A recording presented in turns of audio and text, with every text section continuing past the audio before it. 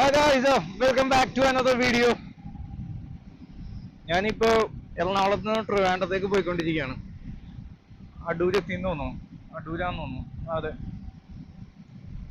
അപ്പൊ നമ്മുടെ ട്രയംഫ് ഏകദേശം 5000 കിലോമീറ്റർ കഴിഞ്ഞു. ഈ വീഡിയോയിൽ ഞാൻ ഉദ്ദേശിക്കുന്നത് ഞാൻ ട്രയംഫിന്റെ ഒരു 5000 കിലോമീറ്റേഴ്സിന്റെ എൻ്റെ ഒരു ഓണർഷിപ്പ് എക്സ്പീരിയൻസ് ആണ്. നിങ്ങൾക്ക് എന്തെങ്കിലും ഡൗട്ട്സ് കാര്യങ്ങള് അല്ലെങ്കിൽ ഇതിനെക്കുറിച്ച് വണ്ടിയെ കുറിച്ച് കൂടുതലായിട്ട് എന്തെങ്കിലും അറിയണമെങ്കിൽ എനിക്ക് കമന്റ് ചെയ്യണേ. ഈ 5000 കിലോമീറ്റേഴ്സ് ഇപ്പൊ ഏകദേശം ഒരു വണ്ടി എടുത്തിട്ട് ഒരു 4 മാസത്തോളമായി. ഈ 4 മാസം കൊണ്ടാണ് ഈ 5000 കിലോമീറ്റേഴ്സ് കവർ ചെയ്തേക്കണം. ഇതൊരു 5000 കിലോമീറ്റേഴ്സിന്റെ ഒരു ഓണർഷിപ്പ് റിവ്യൂ ആണ് ഇന്നത്തെ video. So welcome to the video. First of all ഞാൻ ട്രയംഫ് എടുക്കാൻ കാരണം ഇതിന്റെ ഈ ബ്രാൻഡ് വാല്യൂ തന്നെയാണ്. ഓൾദോ ട്രയംഫ് ഇപ്പൊ ഈ സ്ക്രാംബ്ലർ 400Xും സ്പീഡ് 400ഉം മേക്ക് ചെയ്യുന്നത് ബജാജ് ആണ്, മെയ്ഡ് ഇൻ ഇന്ത്യ ആണ്. പക്ഷെ എന്നാലും ഇവരുടെ DNA ട്രയംഫിന്റെ ആണ്. ട്രയംഫിന്റെ ഒരു ഫിറ്റ് ആൻഡ് ഫിനിഷ്, ക്വാളിറ്റി, അവരുടെ ഡിസൈൻ, പിന്നെ നല്ല സ്മൂത്ത് ആയിട്ടുള്ള എൻജിൻ. ഞാനിത് ടെസ്റ്റ് റൈഡ് ചെയ്തപ്പോഴേ എനിക്ക് ഇഷ്ടപ്പെട്ടു. എന്റെ പവർ ഡെലിവറി എന്നെ ഭയങ്കരമായിട്ട് ഇംപ്രസ് ചെയ്തു ഈ വണ്ടി. ഞാൻ ഓടിച്ചപ്പോഴേ എനിക്ക് യാതൊരുവിധ കംപ്ലൈന്റും ആ സമയത്ത് എനിക്ക്, ഇപ്പോഴും വലിയ കംപ്ലൈന്റ്സ് ഒന്നുമില്ല, എന്നാലും ഓടിച്ചപ്പോഴേ എന്നെ ഫസ്റ്റ് ടൈം ഈ വണ്ടി ഓടിച്ചപ്പോൾ എന്നെ ഭയങ്കരമായിട്ട് ഇംപ്രസ് ചെയ്തു ഈ വണ്ടി. അതുകൊണ്ടാണ് ഞാൻ ഈ വണ്ടി എടുക്കാൻ കാരണം. ഈ വണ്ടി ഇങ്ങനെ കിടത്താൻ നല്ല രസമാണ് കേട്ടോ. അതിങ്ങനെ കിടക്കുകയും ചെയ്യും. ഞാൻ ആദ്യം കിടത്തിയില്ല, പക്ഷെ എന്നാൽ ഞാൻ പറയുകയാണ്, സ്വീപ്പ് ചെയ്ത് നല്ല കേർവ്സ് ഒക്കെ സ്വീപ്പ് ചെയ്ത് പോകാൻ അടിപൊളിയാണ്. അത്യാവശ്യം കോൺഫിഡൻസ് ഇൻസ്പയറിംഗ് ആയിട്ടുള്ള വണ്ടിയാണ്. മീറ്റേഴ്സിൽ ഈ വണ്ടി എങ്ങനെ പെർഫോം ചെയ്തു, ഞാൻ വളരെ സാറ്റിസ്ഫൈഡ് ആണ്. ഞാൻ ഈ വണ്ടി എടുക്കുന്നതിന് മുമ്പ് ഞാൻ ബുള്ളറ്റ് ഓടിച്ചിട്ടുണ്ട്. പിന്നെ അത് കഴിഞ്ഞ എന്റെ ഫസ്റ്റ് വണ്ടി എന്ന് പറയുന്നത് ഒരു പൾസർ 200 NS ആണ്. അത് കഴിഞ്ഞ് ബുള്ളറ്റ്, അത് കഴിഞ്ഞ് പൾസർ തന്നെ വേറെ ഒരെണ്ണം. അങ്ങനെ പിന്നെ മാത്രമല്ല എന്റെ ഫ്രണ്ട്സിന്റെ വണ്ടികൾ ഞാൻ ഓടിക്കാറുണ്ട്, അഡ്വഞ്ചർ വണ്ടികൾ ഓടിക്കാറുണ്ട്. KTM 390, MT-15 അങ്ങനത്തെ വണ്ടികളൊക്കെയാണ് ഓടിച്ചുകൊണ്ടിരുന്നത്, എക്സ്പൾസ്. അപ്പൊ ഞാനൊരു ടൂറർ അല്ലെങ്കിൽ ഒരു do it all kind of ബൈക്കാണ് ഞാൻ നോക്കിക്കൊണ്ടിരുന്നത്. പക്ഷെ എനിക്ക് പവറും കൂടെ വേണം എന്നുള്ളൊരു കൺസെപ്റ്റിലാണ് ഞാൻ പോയിക്കൊണ്ടിരുന്നത്. അതായത് എനിക്ക് തോന്നുന്നത് ഇപ്പോഴത്തെ ഒരു ഹോട്ട് സെഗ്മെന്റ് ഒരു 400cc ബൈക്സ് ആണ് ഇപ്പോഴത്തെ ഒരു ഹോട്ട് സെഗ്മെന്റ്. മാത്രല്ല നമ്മുടെ റോഡ്സിനും ഒക്കെ പറ്റിയൊരു വണ്ടിയുടെ ബൈക്ക് സെഗ്മെന്റ് കൂടെയാണത്. ആവശ്യത്തിന് അത്യാവശ്യം പവറുണ്ട്, അത്യാവശ്യം ടോർക്ക് ഉണ്ടാവും ഈ 400cc വണ്ടികൾക്ക്. പിന്നെ ഒരു തെറ്റില്ലാത്ത ഒരു ഫ്യൂൽ എക്കണോമി, ഫ്യൂൽ എക്കണോമിയുടെ ഒരു ബാലൻസ് നമുക്ക് ഈ 400cc ബൈക്സിൽ പെർഫെക്റ്റ് ആയിട്ട് സ്ട്രൈക്ക് ചെയ്യുന്നതായിട്ട് എനിക്ക് തോന്നിയിട്ടുണ്ട്. അപ്രോക്സിമേറ്റ്ലി എല്ലാ 400cc ബൈക്കിനും ഒരു 26+ മൈലേജ് കിട്ടണമായിട്ട് കണ്ടിട്ടുണ്ട്. 26 to 30. KTM 390 adventure, 390 triumph, Himalayan, new Himalayan എല്ലാം ഏകദേശം അത്രയും മൈലേജ് കിട്ടുന്നതായിട്ടൊക്കെ കണ്ടിട്ടുണ്ട്. അപ്പോ ഞാനും അപ്പൊ വിചാരിച്ചു ഈ 400cc സെഗ്മെന്റിലുള്ള വണ്ടിയാണ് ഞാൻ നോക്കുന്നതെന്ന് തീരുമാനിച്ചു. അപ്പോഴാണ് ഞാൻ ഈ ട്രയംഫിന്റെ വണ്ടി ഇറങ്ങുന്നതും ഹിമാലയൻ, പുതിയ ഓൾ ന്യൂ ഹിമാലയൻ ഇറങ്ങുന്നതും. ഹായ്. അപ്പൊ എന്റെ ഫസ്റ്റ് പ്രിഫറൻസ് എന്ന് വെച്ച് കഴിഞ്ഞാൽ ആക്ച്വലി ഹിമാലയൻ ആയിരുന്നു. ഹിമാലയൻ വാങ്ങിക്കാനാണ് എനിക്ക് ഭയങ്കര ഇഷ്ടം. കാരണം ആ വണ്ടി ഞാൻ ഇതിനു മുമ്പ് ഓടിച്ചിട്ടുള്ളതുകൊണ്ട് എനിക്ക് അതിന്റെ കംഫർട്ട് ഭയങ്കര ഇഷ്ടമാണ്. എസ്പെഷ്യലി നല്ല ലുക്കുള്ള ഒരു വണ്ടിയാണ്. എനിക്ക് അങ്ങനത്തെ ടൂറിങ് ബൾക്കി ആയിട്ടുള്ള വണ്ടി എനിക്ക് ഇഷ്ടമാണ്. എനിക്ക് ഹിമാലയൻ എന്റെ ഒരു ഫേവറേറ്റ് വണ്ടിയാണ്, എനിക്ക് ഭയങ്കര ഇഷ്ടമാണ്. അപ്പൊ പുതിയ ഹിമാലയന്റെ സ്പൈ ഷോട്ട്സ് ഒക്കെ വന്നപ്പോഴേ ഒരു BMW 1300 GSന്റെ ഒരു കട്ടൊക്കെ ഉള്ളതായിട്ട് എനിക്ക് തോന്നി. അപ്പൊ ഞാൻ എന്തായാലും ഹിമാലയൻ എടുക്കാം എന്നുള്ളൊരു പ്ലാനിൽ ഇരിക്കണായിരുന്നു. അപ്പോഴാണ് ട്രയംഫ് നമ്മുടെ സ്പീഡ് 400-നെ ഡ്രോപ്പ് ചെയ്തത്. അപ്പൊ സ്പീഡ് 400 ഓടിക്കാൻ പോയ റിവ്യൂവേഴ്സ് എല്ലാരും പറഞ്ഞു അടിപൊളി വണ്ടി, സൂപ്പർ, നല്ല രസമുണ്ട്. അപ്പൊ ആ സ്പീഡ് 400-ന്റെ റിവ്യൂല് നമ്മുടെ സ്ക്രാംബ്ലർ അവിടെ ഇരിക്കണായിട്ടൊക്കെ കാണിച്ചു. അപ്പോ ആ വണ്ടിയുടെ ആ ലുക്ക് എനിക്ക് ഭയങ്കരമായിട്ട് ഇഷ്ടപ്പെട്ടു. അതായത് നമ്മള് ഈ സ്ക്രാംബ്ലർ 900, സ്ക്രാംബ്ലർ 1200 അങ്ങനത്തെ വണ്ടിയാണ് കണ്ടേക്കണത്. അപ്പോ അതുമായിട്ട് സിമിലർ ആയിട്ട് ലുക്കുള്ള ഒരു വണ്ടി സിംഗിൾ സിലിണ്ടറില് 400cc ആ ഒരു സെഗ്മെന്റിൽ അത്രയും സിമിലർ ആയിട്ടുള്ള വണ്ടി ഇറക്കുമ്പോ ഒബ്വിയസ്ലി നമുക്ക് എല്ലാവരുടെ ഒരു ഡ്രീം ആണല്ലോ നമുക്ക് ഒരു പ്രീമിയം മോട്ടോർ സൈക്കിൾ എപ്പോഴെങ്കിലും ഓൺ ചെയ്യണമെന്നുള്ളത്. അപ്പൊ ഞാൻ നോക്കിയപ്പോ ട്രയംഫ് നല്ല പ്രീമിയം വണ്ടിയാണ്. പിന്നെ ആ ലുക്ക്, നല്ല ലുക്കാണ് വണ്ടി.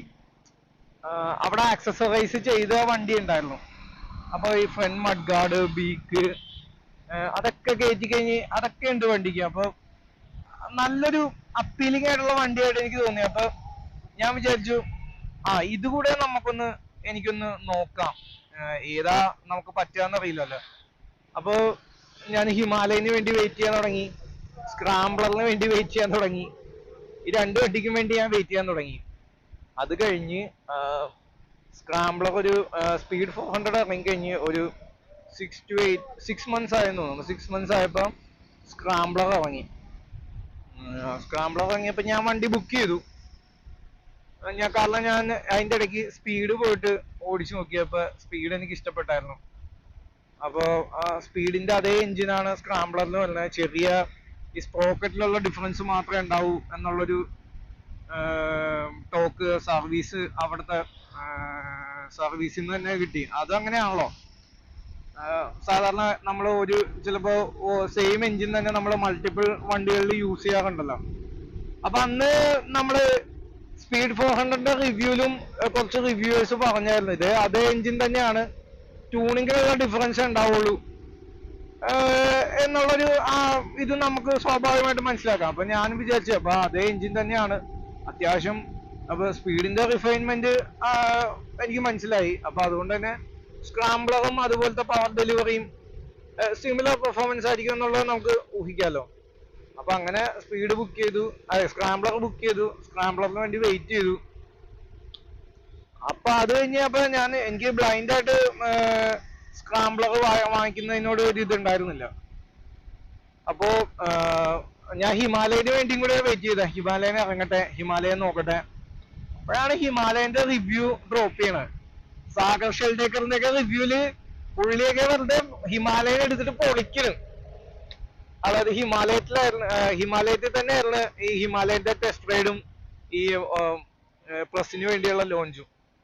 അപ്പോ ഒരു രക്ഷയില്ലാത്ത വീഡിയോസ്, അതായത് അവന്മാര് ഓഫ് റോഡ് ഇട്ട് പൊളിച്ചോണ്ടിരിക്കണം.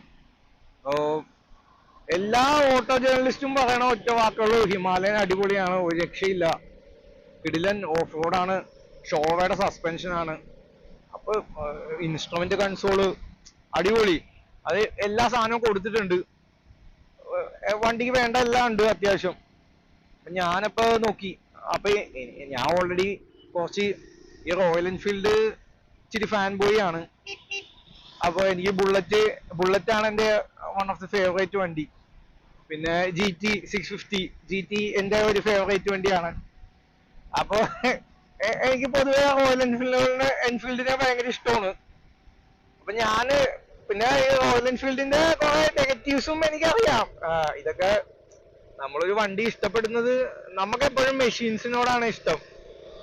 നമ്മൾ നല്ലപോലെ മെയിൻറ്റെയിൻ ചെയ്യുക, കെയർ ചെയ്യുക, വണ്ടി നന്നായിട്ട് നോക്കുക, ഇതൊക്കെ എനിക്കിഷ്ടമാണ്. അതൊക്കെ ഇങ്ങനെ വണ്ടി മെയിൻറ്റെയിൻ ചെയ്യണം. പക്ഷെ ഇങ്ങനെ വള്ളിക്കെട്ട് പിടിച്ച് ചെയ്യുന്നത് ഷോറൂമിൽ പോയി കെയർ ഇറങ്ങിയാൽ നോക്കണ ഇഷ്ടമൊന്നുമല്ല, സ്വാഭാവികമായിട്ടും ആർക്കും ഇഷ്ടമല്ല. അപ്പൊ അങ്ങനെ നിൽക്കുന്ന സമയത്ത് ഈ വണ്ടിയുടെ ടെസ്റ്റ് ഡ്രൈവ് അവൈലബിൾ ആയി ഹിമാലയന്റെ. റിഫൈൻമെന്റ് എനിക്ക് തോന്നിയില്ല. കാലങ്ങളായിട്ട് ഹിമാലയനിലും റോയൽ എൻഫീൽഡിലും ഉള്ള ഒരു പ്രശ്നമാണ് എൻജിൻ, ഈ ക്ലാറ്ററിങ് സൗണ്ട്. അപ്പൊ ഇവര് പുതിയ ഈ ലിക്വിഡ് കൂൾഡ് എൻജിനൊക്കെ കൊണ്ടുവരുമ്പോ നമ്മൾ പ്രതീക്ഷിക്കുന്ന ആ ക്ലാറ്ററിങ് നോയ്സ് ഒക്കെ പോയി നല്ല അത്യാവശ്യം ഒരുപാട് റിഫൈൻമെന്റ് ഇല്ലെങ്കിലും എൻജിനിൽ നിന്നുള്ള നോയ്സസ് ഒക്കെ കുറഞ്ഞിട്ടുണ്ടാവുമെന്നാണ് ഞാൻ വിചാരിച്ചത്. പക്ഷേ അങ്ങനത്തെ എൻജിൻ നോയ്സ് കുറഞ്ഞ പരിപാടികളൊന്നും ഉണ്ടായിരുന്നില്ല. അപ്പോ ഹിമാലയൻ ടെസ്റ്റ് ഡ്രൈവ് ചെയ്ത് കഴിഞ്ഞപ്പോഴത്തേനും മെയിൻലി എന്റെ പർപ്പസ് ടൂറിങ് ആയതുകൊണ്ട് ഈ മൂന്ന് വണ്ടിയിൽ തന്നെയായിരുന്നു ഞാൻ നോക്കിക്കൊണ്ടിരുന്നത്. ഇപ്പൊ ഹിമാലയന്റെ ഫിറ്റ് ആൻഡ് ഫിനിഷ് എനിക്ക് അത്രയ്ക്ക് അങ്ങോട്ട് പോരാ. എൻജിൻ നോയ്സ് ഉണ്ട് അത്യാവശ്യം, സീറ്റിംഗ് പൊസിഷൻ, സസ്പെൻഷൻ, പിന്നെ ഈ ടാങ്ക് റേഞ്ച് ഒടുക്കത്തെ ടാങ്കാണ് കൊടുത്തേക്കണം. പിന്നെ വണ്ടിക്ക് ഭയങ്കര ബിഗ് ബൈക്ക് ഫീലാണ്. കയറി ഇരുന്ന് ഓടിക്കുമ്പോ തന്നെ നമുക്ക് തോന്നും നമ്മളെ ഏതൊരു വലിയൊരു വണ്ടിയാണ് കൊണ്ടു നടക്കണ. പിന്നെ ഇൻസ്ട്രുമെന്റ് കൺസോള് ഒരു രക്ഷയില്ല, നല്ല ക്രിസ്പ് സാധനമാണ്. അതിലെല്ലാം ഉണ്ട്. നമുക്ക് മാപ്പ് മിറർ ചെയ്യാനുള്ള ഫെസിലിറ്റി ഉണ്ട്. അങ്ങനെ ഓൾമോസ്റ്റ് എല്ലാ സാധനവും ഉണ്ട്. ഇപ്പൊ ഈ ഫിറ്റ് ആൻഡ് ഫിനിഷിൽ ഞാൻ നോട്ട് ചെയ്ത കേബിൾസ് ആൻഡ് വയേഴ്സ് ആണ്. കേബിൾസ് ആൻഡ് വയേഴ്സ് ഒക്കെ ഒന്ന് ടൈ പോലും ചെയ്ത് വെക്കാണ്ട് അവിടെ ഇവിടെയൊക്കെ ആയിട്ട് കിടക്കണം. ടിപ്പിക്കൽ ഹിമാലയൻ അല്ലെങ്കിൽ ടിപ്പിക്കൽ റോയൽ എൻഫീൽഡ്. അപ്പൊ ഞാൻ ഓടിച്ച വണ്ടിക്ക് ഈ കോൺസെറ്റിന്റെ ചെറിയ പിടുത്തം ഉള്ള പോലെ എനിക്ക് തോന്നിയായിരുന്നു. ഈ ഹിമാലയനിൽ പണ്ടോട്ടുള്ള പ്രോബ്ലമാണ് ഈ കോൺസെറ്റിന്റെ ഇഷ്യൂ. എത്ര ആളുകൾ ഈ ഓണേഴ്സ് ഈ പ്രോബ്ലം കൊണ്ട് ഈ വന്മാരുടെ ഷോറൂമിൽ കയറിറങ്ങി നടക്കുമെന്ന് എനിക്കറിയില്ല. ഞാൻ പറഞ്ഞല്ലോ, എനിക്ക് ഇഷ്ടപ്പെട്ട വണ്ടിയാണ് റോയൽ എൻഫീൽഡ്. പക്ഷെ ഇതിന് ഇങ്ങനത്തെ കുറച്ച് പ്രോബ്ലംസ് ഉണ്ട്. എന്തെങ്കിലും ഹിമാലയനിൽ കിട്ടിയേക്കുന്ന ആൾക്കാരുണ്ടാ, നമ്മുടെ ഈ പഞ്ചർ റിപ്പയർ ഷോപ്സ് പോലും അവന്മാർക്ക് വരെ അഴിക്കാൻ മടിയുള്ള വണ്ടിയാണ്. അഴിച്ചു കൊണ്ട് തന്നു കഴിഞ്ഞാൽ ഫിറ്റ് ചെയ്ത് തരാനേ പറയുള്ളൂ. ഭയങ്കര പാടാണ്.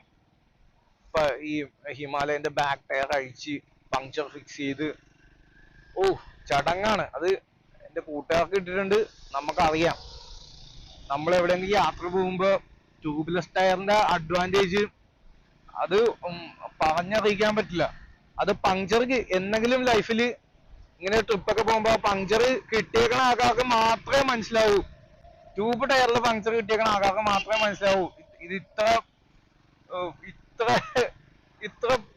ഇത്ര മോശം പിടിച്ചൊരു പരിപാടി വേറില്ല. നമ്മുടെ സ്റ്റാൻഡേർഡ് ആയി പോകും. ഇത് അഴിക്കാൻ പാട്, മറിച്ചത് ഇത് അഴിച്ചു കഴിഞ്ഞാൽ തിരിച്ച് റീഫിറ്റ് ചെയ്യാൻ പാട്. നമ്മൾ ആകെ എക്സോസ്റ്റഡ് ആവും. നമ്മുടെ അന്നത്തെ ഡേ തന്നെ റൂയിനായി പോകും.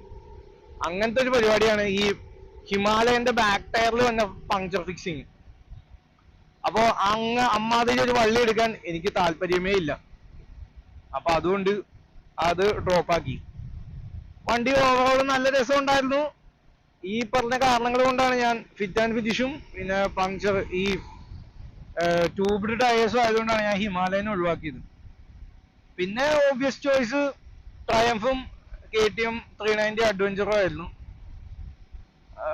KTM 390 അഡ്വഞ്ചർ എനിക്ക് ഇഷ്ടമാണ്. പക്ഷെ അത് ഞാൻ പറഞ്ഞില്ലേ, എല്ലാവർക്കും ഉണ്ടാവേണ്ടി നമ്മൾ ഒരു എക്സ്ക്ലൂസിവിറ്റിയും കൂടെ ആഗ്രഹിക്കുന്നുണ്ട്. പക്ഷെ ട്രയംഫിന്റെ ഒരു അഡ്വാൻറ്റേജ് എന്താണെന്ന് വെച്ച് കഴിഞ്ഞാൽ ട്രയംഫിനുള്ള പോരായ്മകളെ ട്രയംഫ് വളരെ ഭംഗിയായിട്ട് മറയ്ക്കുന്നുണ്ട്. ഈ വണ്ടിക്ക് അങ്ങനെ പോരായ്മകളായിട്ട് നമുക്ക് ഒരിക്കലും ഫീൽ ചെയ്യില്ല. ഇപ്പൊ ഈ മീറ്റർ കൺസോൾ തന്നെ നോക്കി കഴിഞ്ഞാൽ ഇത് റൈഡ് ചെയ്ത് തുടങ്ങുമ്പോൾ നമ്മള് ഈ മീറ്റർ കൺസോളിനെ കുറിച്ച് മറന്നു പോകും. കാരണം ഇത് ഓഫർ ചെയ്യുന്ന പെർഫോമൻസ്, ക്വിക്ക് ആക്സിലറേഷൻ, അല്ലെങ്കിൽ ആ വണ്ടി തരുന്ന ഒരു ഫീല് അത് ഡിഫറെന്റ് ആണ്. അപ്പൊ അതുകൊണ്ട് നമ്മൾ കുറെ നാൾ കഴിയുമ്പോ നമ്മൾ ഈ മീറ്റർ കൺസോളിലേക്ക് നോക്കാനും ഇതൊക്കെ ഭയങ്കര നമ്മളങ്ങനെ വിട്ടുപോകും. ആദ്യമേ എനിക്ക് ബുദ്ധിമുട്ടുണ്ടായിരുന്നു. അതായത് ഇതില് ഈ അനലോഗ് വരുന്നതെല്ലാം സ്പീഡോ ആണ്.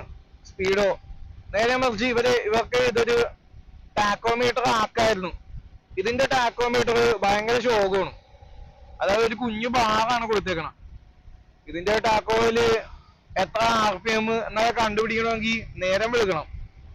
അപ്പൊ നമുക്ക് അറിയാൻ പറ്റില്ല ഇതിന്റെ എത്ര RPM-ലാണ് ഈ വണ്ടി പോണത്. നമുക്ക് സാധാരണ ആളുകൾക്ക് നമ്മള് ഗിയർ പെർഫെക്റ്റ് ആയിട്ട് ഷിഫ്റ്റ് ചെയ്യാനും ഒക്കെ നമ്മള് ഇത്ര RPM-ൽ ഷിഫ്റ്റ് ചെയ്ത് നമുക്ക് അതിന്റെ മാക്സിമം പവർ എടുക്കാം എന്നുള്ള ഇത് ഇനീഷ്യലി ഒരു ബുദ്ധിമുട്ടുണ്ടായിരുന്നു. പക്ഷെ പിന്നീട് വണ്ടി ഓടിച്ച് നമ്മൾ ആ വണ്ടിയായിട്ട് അധികമൊന്നും ഓടിക്കേണ്ട ആവശ്യമില്ല. ഒരു 200-300 കിലോമീറ്റർ ഓടിക്കുമ്പോൾ തന്നെ നമ്മൾ ആ വണ്ടിയായിട്ട് അക്കസ്റ്റംഡ് ആവും. ആ വണ്ടിയുടെ മാനേഴ്സായിട്ട് നമ്മള് എന്താ പറയാ, നമ്മൾ അതുമായിട്ട് ചെയ്യും. ആ വണ്ടിയുടെ ബിഹേവിയർ നമുക്ക് മനസ്സിലാവും. അപ്പോ അതാണ് ട്രയംഫിന്റെ ആദ്യത്തെ ഒരു പോരായ്മ. അതായത് മീറ്റർ കൺസോള് ശോകമാണെന്ന് വെച്ച് കഴിഞ്ഞാൽ ഒരു സാധാ ഒരു കൺസോളാണ് കൊടുത്തേക്കണം. അതിൽ കുറച്ചും കൂടെ ഫ്യൂച്ചറിസ്റ്റിക് ആവാം. ഇപ്പോഴത്തെ എല്ലാ വണ്ടികളിലും including bluetooth connectivity and 10x10 navigation ആണ് ഇപ്പോഴത്തെ പുതിയ വണ്ടികളിലൊക്കെ വരുന്നത്. ഇപ്പൊ ടി വി എസിന്റെ ഒക്കെ വണ്ടി എന്നൊക്കെ പറഞ്ഞു കഴിഞ്ഞാൽ ടെക്നോളജിക്കലി ഭയങ്കര ഏറ്റവും ലേറ്റസ്റ്റ് സാധനങ്ങളാണ് ടി വി എസിലൊക്കെ വന്നത്. അതുപോലെ തന്നെ മറ്റു വണ്ടികളെ KTM, ഇപ്പൊ ഹിമാലയൻ, അതിലൊക്കെ ആസ് ആൻ ഓപ്ഷൻ നമുക്ക് ഇതൊക്കെ വരുന്നുണ്ട്. അപ്പോൾ അത് ട്രയംഫിന് അങ്ങനെ എന്തെങ്കിലുമൊക്കെ ഒന്ന് കൊടുക്കാമായിരുന്നു. അതാണ് ഇതിന്റെ ഫസ്റ്റ് പോരായ്മയായിട്ട് തോന്നിക്കണം. പിന്നെ സെക്കൻഡ് പോരായ്മ അത് സ്ക്രാംബ്ലറിൽ മാത്രമേ ഉള്ളൂ. അതായത് ഇതിന് കമ്പനി പ്രൊവൈഡ് ചെയ്തേക്കണ ഫ്രണ്ട് ബ്രേക്ക് പാഡ്സ് സഫിഷ്യന്റ് ആണോ എന്ന് വെച്ച് കഴിഞ്ഞാൽ ഇറ്റ്സ് ഓക്കെ. പക്ഷേ നമുക്ക് ഹൈ സ്പീഡിൽ പോകുമ്പോൾ ബ്രേക്കിങ് പോരാ. അതായത് ട്രയംഫ് ഒരുപാട് പേര് ഇപ്പൊ ഈ വീഡിയോയിലൊക്കെ പറഞ്ഞാണ് ഇത് നമ്മളെ ഒരു 120ന്ന് നമ്മളെ കുറച്ച് ടൈം എടുത്ത് ബ്രേക്ക് ചെയ്ത് വരാൻ ഇത് സഫിഷ്യന്റ് ആണ്. പക്ഷെ ഒരു പാനിക് ബ്രേക്കിങ്ങിൽ സഫിഷ്യന്റ് അല്ല. ഇത് സ്പീഡിൽ അത് കുഴപ്പമില്ല. എന്താന്ന് വെച്ചാൽ സ്പീഡില് വളരെ കോസ്റ്റ്ലിയർ ആയിട്ടുള്ള അല്ലെങ്കിൽ ഭയങ്കര ഹൈ സ്റ്റാൻഡേർഡ് ആയിട്ടുള്ള സിൻഡേർഡ് ബ്രേക്സ് ആണ് ബൈ ബ്രംബോ, ബൈബ്രേ. അതാണ് വരുന്നത്. 2800 രൂപയാന്ന് തോന്നുന്നു ഒരു പെയറിന്. അത്രയും നല്ല ബ്രേക്സ് ആണ് ഇതിൽ വരുന്നത്, നമ്മുടെ സ്പീഡിൽ വരുന്നത്. അപ്പൊ അതിന്റെ ഇനീഷ്യൽ ബൈറ്റ് ആയിക്കോട്ടെ, അതിന്റെ ഫീൽ ആയിക്കോട്ടെ, അതൊക്കെ ഒരു നോച്ച് സാധാരണ വണ്ടികളെക്കാളും ഹയർ ആണ് സ്പീഡിൽ തന്നെ. പക്ഷെ എന്നാൽ സ്ക്രാംബ്ലറിൽ വരുന്ന ഒരു ഓർഗാനിക് ബ്രേക്ക് പാഡ്സ് ആണ്. അതായത് നമ്മുടെ സാധാരണ വണ്ടികളിലൊക്കെ ഉള്ള ബ്രേക്ക് പാഡ്സ്. അതായത് KTM ഒന്നുമല്ല, KTM ഒക്കെ കുറച്ചും കൂടെ പെർഫോമൻസ് വണ്ടിയാണ്. സിൻഡേർഡ് ബ്രേക്ക് പാഡ്സ് തന്നെയാണ് വന്നത്. ഹിമാലയനിലും സിൻഡേർഡ് ബ്രേക്ക് പാഡ്സ് ആണ് വന്നത്. അതിലൊക്കെ ഈ 2800-3000 രൂപയുടെ നല്ല ബ്രേക്സ് ആണ്, നല്ല ബ്രേക്ക് പാഡ്സ് ആണ് പുതിയ ഹിമാലയനിലും ഇതിലൊക്കെ വരണേ. പക്ഷെ ഈ സ്ക്രാംബ്ലറിൽ മാത്രം അവര് ഫ്രണ്ടും ബാക്കും ബ്രേക്ക് പാഡ്സ് വളരെ ആവറേജ് ആയിട്ടുള്ള ബ്രേക്ക് പാഡ്സ് ആണ്, ഓർഗാനിക് ബ്രേക്ക് പാഡ്സ്. അപ്പൊ ട്രയംഫിനുള്ള എക്സ്പ്ലനേഷൻ എന്താന്ന് വെച്ച് കഴിഞ്ഞാൽ നമ്മൾ പെട്ടെന്ന് ബ്രേക്ക് പിടിച്ചു കഴിഞ്ഞാൽ ഈ ഓഫ് റോഡ്, ചെറിയ ഓഫ് റോഡ്, സ്ക്രാംബ്ലർ അറിയാലോ, സ്ക്രാംബ്ലറെ കൊണ്ട് ഹാർഡ് കോർ ഓഫ് റോഡ് ഒന്നും ചെയ്യാൻ പറ്റില്ല. ചെയ്യാൻ പറ്റായികയൊന്നുമില്ല കേട്ടാ, അടിപൊളിയായിട്ട് ചെയ്യാം. പക്ഷെ എന്നാലും ട്രെയിൽ റൈഡിങ് ആണ് സ്ക്രാംബ്ലറിനെ കൊണ്ട് യൂറോപ്യൻസ് ഒക്കെ ഉദ്ദേശിക്കുന്നത്. അവര് ഹാർഡ് കോർ ഓഫ് റോഡിങ്ങിന് ഓഫ് റോഡ് ബൈക്സ് തന്നെ അവര് കൊണ്ടുപോകാറുണ്ട്. ഇത് ട്രെയിൽ റൈഡിങ് ആണ്, അൺഎക്സ്പ്ലോർഡ് പ്ലേസസ്, ട്രെയിൽസ് എക്സ്പ്ലോർ ചെയ്യുക, അതൊക്കെയാണ് ഈ സ്ക്രാംബ്ലർ കൊണ്ട് ഉദ്ദേശിക്കുന്നത്. സ്ക്രാംബ്ലറിന്റെ കൺസെപ്റ്റ് തന്നെ ആവശ്യമില്ലാത്ത പാർട്സ് ഒക്കെ സ്ട്രിപ്പ് ഓഫ് ചെയ്തിട്ട് കുറച്ച് ലോങ് ട്രാവൽ സസ്പെൻഷൻ കയറ്റുക, എഞ്ചിനെ ഒന്ന് കുറച്ചും കൂടെ പവർഫുൾ ആയിട്ട് ട്യൂൺ ചെയ്യുക. ഇതൊക്കെയാണ് സ്ക്രാംബ്ലർ എന്നുള്ള വണ്ടി കൊണ്ട് ഉദ്ദേശിക്കുന്നത്. ഐ മീൻ UK, യൂറോപ്പ് ആ ഒരു ഏരിയാസിലൊക്കെയാണ് തോന്നുന്നു ഇത് ആദ്യമായിട്ട് ഇങ്ങനെ സ്ക്രാംബ്ലേഴ്സ് ഇറങ്ങിയത്. ട്രയംഫ് ഒരു സ്ക്രാംബ്ലറിന്റെ വൺ ഓഫ് ദി പൈനിയർ ആണെന്ന് വേണേൽ പറയാം. ട്രയംഫ് ബൈക്സ് സ്ക്രാംബ്ലർ മോഡൽസ് അടിപൊളിയായിട്ട് ഇറങ്ങുന്നത് ഡുക്കാറ്റി പിന്നെ ട്രയംഫ്, ഇവർ രണ്ടുപേരാണ് സ്ക്രാംബ്ലേഴ്സ്, നല്ല സ്ക്രാംബ്ലേഴ്സ് ഇറക്കുന്നത്. വേറെ ആൾക്കാർ ഇറക്കുന്നുണ്ടാവും, എനിക്കറിയില്ല. ഡുക്കാറ്റി സ്ക്രാംബ്ലറും ട്രയംഫിന്റെ സ്ക്രാംബ്ലറും ആണ് ഞാൻ കേട്ടേക്കണം. അല്ലെങ്കിൽ മോസ്റ്റ് പോപ്പുലർ ഇവരുടെ രണ്ടുപേരുടെ ആണെന്നാണ് എനിക്ക് തോന്നണം. അപ്പോ കമ്മിങ് ബാക്ക് ടു ടോപ്പിക്, ട്രയംഫിന്റെ പോരായ്മ ഞാൻ പറഞ്ഞത് ബ്രേക്ക് പാഡ്സ് ശോകമാണെന്ന് വെച്ച് കഴിഞ്ഞാൽ ആവറേജ് ഓക്കേഷ് ആ ടൈപ്പാണ്. അതൊന്ന് ഇംപ്രൂവ് ആക്കാണ്ട് ട്രയംഫ്. അപ്പൊ അത് ഞാനിപ്പോ എന്റെ വണ്ടി 5000 കിലോമീറ്റർ ആയെന്ന് പറഞ്ഞല്ലോ. ബ്രേക്ക് പാഡ്സ് അധികം തീർന്നിട്ടില്ല. അത് ഓരോരുത്തരുടെ റൈഡിങ് സ്റ്റൈൽ പോലെ ഇരിക്കും. എനിക്ക് ഇനിയും ഒരു 5000 കിലോമീറ്റേഴ്സ് എങ്കിലും ഓടാനുള്ള ബ്രേക്ക് പാഡ്സ് ഉണ്ടെന്നാണ് എനിക്ക് തോന്നുന്നത്. അത് ചില ആൾക്കാർ കുറച്ചും കൂടെ അഗ്രസീവായിട്ടൊക്കെ ബ്രേക്കിംഗ് ചെയ്യുക, അല്ലെങ്കിൽ എൻജിൻ ബ്രേക്ക് വളരെ കുറച്ച് യൂസ് ചെയ്യുന്ന ആൾക്കാരുണ്ടാവും. അങ്ങനെയുള്ളവർക്ക് ബ്രേക്ക് പാഡ്സ് പെട്ടെന്ന് തീർന്നു പോകുന്നതായിട്ട് കേട്ടിട്ടുണ്ട്. ഞങ്ങളുടെ തന്നെ ഗ്രൂപ്പില് ചിലരുടെയൊക്കെ ഒരു 2000 കിലോമീറ്റേഴ്സ് 3000 കിലോമീറ്റേഴ്സിലൊക്കെ ബ്രേക്ക് പാഡ് വോൺ ഔട്ട് ആയിട്ടുള്ള ആളുകളുണ്ട്. അപ്പൊ അവരുടെ റൈഡിങ് എന്ന് പറഞ്ഞാൽ ചിലപ്പോൾ അത്രയും അഗ്രസീവ് ആയിരിക്കും, ബ്രേക്കിംഗ് അത്രയും അഗ്രസീവ് ആയിരിക്കും. പിന്നെ നമ്മൾ കുറച്ചൊക്കെ ആന്റിസിപ്പേറ്റ് ചെയ്യണം എന്തെങ്കിലും ബ്രേക്കിംഗ് ഉള്ള. അപ്പോൾ നമ്മൾ ഗിയർ ഡൗൺ ചെയ്ത് മാക്സിമം നമ്മൾ വണ്ടി സ്ലോ ഡൗൺ ചെയ്യാൻ നോക്കുക.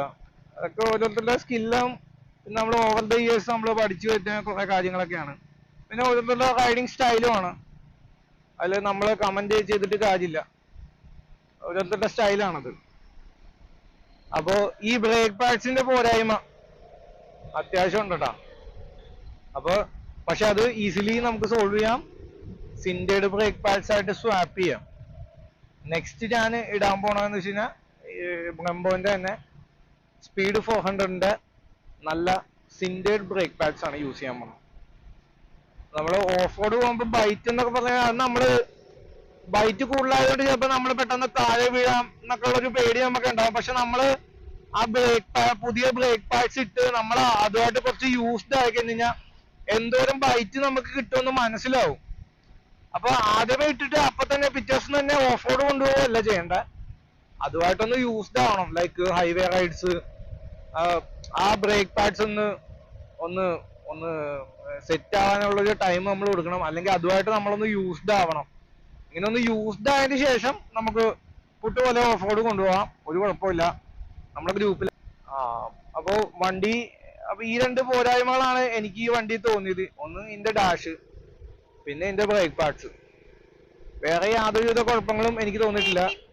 പിന്നെ നെറ്റ് പിക്കിംഗ് ആണെന്ന് വേണേ പറയുകയാണെങ്കിൽ ഇതിന്റെ ടാങ്ക് റേഞ്ച് 250 to 260. ഇപ്പൊ നേരത്തെ നമ്മൾ കണ്ടില്ലേ 300ഓളം കിട്ടുമായിരിക്കും. പക്ഷെ അതുവരെ നമ്മൾ ആരും സ്ട്രെച്ച് ചെയ്യില്ല ഈ വണ്ടി. ഒരു 250 കിലോമീറ്റേഴ്സ് ആകുമ്പോഴേ നമ്മൾ ഫുൾ ടാങ്ക് അടിക്കേണ്ടി വരും. അതാ ജസ്റ്റ് 13 ലിറ്റേഴ്സ് ഉള്ളൂ ഇതിന്റെ ടാങ്ക്. ഇതുപോലെ എന്നെ പോലെ എപ്പോഴും ഇങ്ങനെ ടൂറിങ് ചെയ്യുന്ന ആൾക്കാരാണെങ്കിൽ അതൊരു ബുദ്ധിമുട്ടായിട്ട് തോന്നും. നമ്മളൊന്ന് വണ്ടി ആ ഒരു ലോങ് സ്ട്രെച്ച് ഒക്കെ, ഇനി ഞാൻ നോൺ സ്റ്റോപ്പ് ആയിട്ട് റൈഡ് ചെയ്യുന്ന ആളാണ്. അപ്പൊ എനിക്ക് 250 കിലോമീറ്റേഴ്സിൽ തന്നെ സ്റ്റോപ്പ് എടുക്കണമെന്നൊന്നുമില്ല. പക്ഷെ എന്നാലും ഈ വണ്ടി നമ്മളെ ഫോഴ്സ് ചെയ്ത് 250 തന്നെ. ഇപ്പൊ ഞാൻ കേരളത്തിൽ ഓടിക്കുന്ന കാര്യമില്ല കേട്ടോ, നമ്മള് തമിഴ്നാട് അങ്ങനത്തെ ലോങ് പോകുന്ന സമയത്ത് ഞാൻ ഈ വണ്ടിയായിട്ട് ഞങ്ങള് ഇപ്പൊ ഒരു കൊടൈക്കനാൽ ട്രിപ്പ് കഴിഞ്ഞിട്ട് വന്നേക്കാണ്. അപ്പൊ നമ്മള് കൊടൈക്കനാലിൽ നിന്ന് തേനി വഴി ബോഡിമേട് കയറി മൂന്നാർ എന്നൊരു ഇതൊക്കെ ഉണ്ട്. അവിടെ നിന്ന് നമ്മൾ ഈ ഫ്യൂവൽ സ്റ്റോപ്പ് എടുക്കാൻ നമുക്ക് തോന്നുന്നില്ല, കാരണം നല്ല റോഡ്സ് ആണ്. ഉള്ള സമയത്ത് നമ്മൾ വെച്ച് പിടിക്കാൻ നോക്കും. പക്ഷെ ഇതിന്റെ ഈ റേഞ്ച് ആങ്സൈറ്റി നമ്മളെ ഹിറ്റ് ചെയ്തിട്ട് നമ്മള് ഫ്യൂവൽ ബ്രേക്സ് എടുക്കേണ്ടി വരാറുണ്ട്. അത് ഇത്തിരി ശോകമാണ്. പക്ഷെ ഹിമാലയന് സിമിലർ മൈലേജ് ആണ്. മേ ബി 1 or 2 കിലോമീറ്റേഴ്സ് ട്രയംഫിനേക്കാളും കൂടുതൽ മൈലേജ് ഉണ്ടെന്നാണ് എനിക്ക് തോന്നണത്. അപ്പോ ഹിമാലയന് പക്ഷെ ടാങ്ക് റേഞ്ച് അപ്പൊ നല്ല പോലെ കിട്ടുന്നുണ്ട്. യൂസേഴ്സ് എല്ലാരും നല്ല ടാങ്ക് റേഞ്ച് ആണ്, ടൂർ അടിക്കാൻ പറ്റിയ വണ്ടിയാണ് ഹിമാലയൻ അങ്ങനെ പറയുന്നുണ്ട്. ഇതും ടൂർ അടിക്കാം, കുഴപ്പമൊന്നുമില്ല. പക്ഷെ ഇത് ടാങ്ക് റേഞ്ച് പ്രശ്നമാണ്. ഇതൊരു ഡീൽ ബ്രേക്കർ അല്ല, ഡീൽ ബ്രേക്കർ ആയിട്ട് എനിക്ക് തോന്നുന്നില്ല. അപ്പൊ നമ്മളിപ്പോ ഒരാള് നോൺ സ്റ്റോപ്പ് ആയിട്ട് വല്ല ഫ്യൂൽ ബ്രേക്ക് ഇല്ലാണ്ട് റൈഡ് ചെയ്യുന്നത് ഇപ്പൊ ഞാൻ റൈഡ് ചെയ്യുന്ന പോലെ തന്നെയാണ്. അതായത് എറണാകുളം ടു ട്രിവാൻഡ്രം, ഇതിനിടയ്ക്ക് നമുക്ക് ഫുഡ് കഴിക്കാണ്ട് നമുക്ക് ഇത്ര ഓടിക്കാൻ പറ്റൂ. നമ്മള് ഫുഡ് കഴിക്കാൻ വേണ്ടി എവിടെയെങ്കിലും കയറേണ്ടി വരും. അപ്പൊ അതുപോലെ തന്നെ ഫ്യൂവലും അടിച്ച് ഒന്ന് സ്ട്രെച്ചൊക്കെ ചെയ്ത് നമ്മുടെ യാത്ര തുടരാം, അതേ പറ്റൂ. ഇപ്പൊ ഞാൻ ഫുൾ ടാങ്ക് ഓൾറെഡി അടിച്ചിട്ടേക്കണെങ്കിൽ എനിക്ക് യാതൊരുവിധ ഫ്യൂൽ ബ്രേക്കും ഇല്ലാണ്ട് 220 to 220 ട്രിവാൻഡ്രത്തേക്ക് 220 ഞാൻ പറയണ ഒരു യാതൊരുവിധ ഫ്യൂൽ ബ്രേക്കും ഇല്ലാണ്ട് തന്നെ നമുക്ക് ട്രിവാൻഡ്രമൊക്കെ വിത്തൗട്ട് ബ്രേക്ക് കവർ ചെയ്യാം, അങ്ങനെയുണ്ട്. അപ്പൊ ഈ ടാങ്ക് റേഞ്ച് അപ്പൊ ഇത്രയാണ് ഞാൻ ഫേസ് ചെയ്യുന്ന പ്രോബ്ലംസ്. പിന്നെ മൺസൂൺ സമയത്ത് ഫേസ് ചെയ്യുന്ന ഇഷ്യൂ എന്താന്ന് വെച്ച് കഴിഞ്ഞാൽ ചെളി. ട്രയംഫിന്ന് നമുക്ക് ഒരു മഡ് ഗാർഡ് എക്സ്റ്റൻഡർ എന്ന് പറഞ്ഞിട്ടൊരു സാധനമുണ്ട്, അത് കിട്ടും. ഞാനത് വെച്ചിട്ടില്ല, കാരണം അത് വെച്ച് കഴിഞ്ഞാൽ വണ്ടിയുടെ ലുക്കിനെ വല്ലാണ്ട് ബാധിക്കും. ഞാൻ ഇതിന്റെ സ്റ്റോക്കായിട്ട് തന്നെ മഡ് ഗാർഡ് തന്നെ, ഫ്രണ്ടിലെ മഡ് ഗാർഡ് തന്നെ ഞാൻ മാറ്റിയേക്കാണ്. സ്റ്റോക്ക് മഡ് ഗാർഡിന് തന്നെ ഞാൻ മാറ്റിയിട്ട് ആക്സസറി മഡ് ഗാർഡ് കയറ്റിയേക്കണം. അതായത് short mud guard with beak ഞാൻ കയറ്റിയേക്കണാണ്. കാരണം അത് വണ്ടിയുടെ ലുക്കിനെ നന്നായിട്ട് എൻഹാൻസ് ചെയ്യുന്നുണ്ട്. അപ്പോ അത് പക്ഷെ ലുക്കിനെ എൻഹാൻസ് ചെയ്യുമ്പോൾ നല്ലപോലെ ചെളി വണ്ടി അടിക്കുന്നുണ്ട്. അപ്പൊ വണ്ടിന്ന് റേഡിയേറ്ററിലേക്ക് നല്ലപോലെ ചെളി കയറുന്നുണ്ട്. അപ്പൊ ഈ റേഡിയേറ്ററിൽ നിന്നുള്ള ചെളി നല്ലതായിട്ടുണ്ട്. അപ്പൊ ഫ്രണ്ട് വീലിൽ നിന്ന് മാത്രമല്ല, ബാക്ക് വീല് നമ്മളെ കുളിപ്പിക്കും. അതായത് ബാക്കിലെ വീല്, ബാക്ക് പോർഷൻ ആ മൊത്തം ചെളിയിൽ കുളിച്ച്, ചെളിയും മണ്ണും. നമ്മുടെ ഗ്രൂപ്പിലൊക്കെ ആളുകൾ തമാശക്ക് പറയാറുണ്ട് നമ്മള് മണൽ മാഫിയാണെന്ന്. അതായത് ഒരു ലോഡ് മണ്ണായിരിക്കും നമ്മള് ഈ വണ്ടി ഒരു ചെളിയിലൊക്കെ ഓടിച്ചു കഴിയുമ്പോഴത്തേനും വണ്ടിയിൽ പറ്റിയിരിക്കണം. അപ്പൊ അതൊരു ബുദ്ധിമുട്ടാണ്. അപ്പോ അതിന് വേറെ ഗാർഡ്സ് ഒന്നും ഇല്ല. അപ്പൊ അതൊരു പോരായ്മയാണ് വണ്ടിയുടെ. പിന്നെ ഇതിന്റെ ഹെഡ്ലൈറ്റ്സിന്റെ ഇന്റൻസിറ്റി വളരെ ശോകം. അതായത് ഈ ഹെഡ്ലൈറ്റ് മാത്രം ഇട്ട് നമുക്ക് രാത്രി റൈഡ് ചെയ്യാൻ പറ്റില്ല. അല്ലെങ്കിൽ വെളുപ്പാങ്കാലത്തൊക്കെ റൈഡ് ചെയ്യണത് ഭയങ്കര റിസ്കിയാണ്. ഒരു 80-90 വരെ മാത്രമേ ഒരു സേഫ് സ്പീഡ് എന്നുള്ള രീതിക്ക് നമുക്ക് റൈഡ് ചെയ്യാൻ പറ്റൂ. അത് ഹൈ ബീമില് ഇന്റൻസിറ്റി ഭയങ്കര കുറവാണ്. ലൈറ്റ് ഇന്റൻസിറ്റി ഭയങ്കര കുറവാണ്. അത് പിച്ച് ബ്ലാക്ക് ആയിട്ടുള്ള ടൈമിൽ ഓടിക്കാൻ പിന്നെ വലിയ കുഴപ്പമില്ല. പക്ഷെ ഈ സ്ട്രീറ്റ് ലൈറ്റ്സും ഓപ്പോസിറ്റ് ഇഷ്ടം പോലെ വണ്ടി ഹെഡ്ലൈറ്റ് ഇട്ട് വരുന്ന സമയത്ത് ഈ വണ്ടിക്ക് വെട്ടമേ ഇല്ലാത്തതായിട്ട് നമുക്ക് തോന്നാറുണ്ട്. എനിക്ക് തോന്നാറുണ്ട്, നമ്മുടെ ഗ്രൂപ്പിലുള്ള ആളുകൾക്കും പറയാറുണ്ട്. പക്ഷെ ട്രയംഫ് ഈ ഇഷ്യൂ അഡ്രസ് ചെയ്തിട്ടില്ല. ഹെഡ്ലൈറ്റിന്റെ ത്രോ വെട്ടം ഭയങ്കര കുറവാണ്. ഈ LED ലൈറ്റ്സ്. പക്ഷേ ഞാൻ ചോദിക്കട്ടെ, ഇപ്പൊ ഡോമിനാറിന്റെ ഒക്കെ എന്ന് വെച്ച് കഴിഞ്ഞാൽ ഡോമിനാറിനൊക്കെ LED ലൈറ്റ്സ് ആണ്. പക്ഷെ എന്ത് ത്രോ ആണ്, നന്നായിട്ട് റോഡ് ഇലുമിനേറ്റ് ചെയ്യുന്ന ടൈപ്പ് ലൈറ്റ് ആണ് അതിന്റെ. അതുപോലെ തന്നെ ഇപ്പോഴത്തെ പുതിയ Harley Davidson 440X hero manufacture ചെയ്യുന്ന അതിന്റെയും ഇത് വളരെ നല്ല ഇലുമിനേഷൻ ആണെന്നാണ് പല റിവ്യൂസ് പറയുന്നത്. ഞാൻ ആ വണ്ടി ഓടിച്ചിട്ടില്ല. ഞാൻ പറഞ്ഞു വന്ന ട്രയംഫിനും നല്ലൊരു ഇലുമിനേറ്റിംഗ് ആയിട്ടുള്ള നല്ല ലൂമിനസ് ഇന്റൻസിറ്റി ഉള്ളൊരു ഹെഡ്ലൈറ്റ് നമുക്ക് തരായിരുന്നു. പക്ഷെ ട്രയംഫ് തന്നിട്ടില്ല. അതൊരു പോരായ്മയായിട്ട് എനിക്ക് തോന്നി.